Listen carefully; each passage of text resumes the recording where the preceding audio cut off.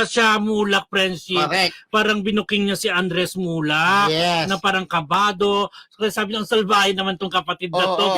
Parang sinalbahe di umano ni Atasha Silaglag. parang ganon. Alam mo kasi meron silang sitcom, yung The First Family. Oo. Ang Ah, bida doon, pamilya talaga ni Aga Mulak, si Charlene Gonzalez, Tsaka si yung kambal. Atasha yung kambal. Oo. Ngayon sabi niya, binisto niya na yung unang taping day daw nila, kinakabahan sa pag-acting nga itong si Andres. Kasi sila, sanay na si Aga, artista na si Charlene, marami nilang gawang pelikula, may itbulaga na itong si Atasha. So, hindi na siya nahihiya na umarte pa, Oo. sanay na. Unlike si Andres, Biyasa first na. time. So, binisto niya. Oh, grabe Yun. So, naman. ay, eto, pero syempre, joke-jokean lang din naman yun. Siyempre, alam mo naman Kinakabahan umarte, di ba? Mismo. Alam mo naman mga magkakapatid, di ba? Minsan medyo kapag nagkakansyawan, medyo Oo. rough.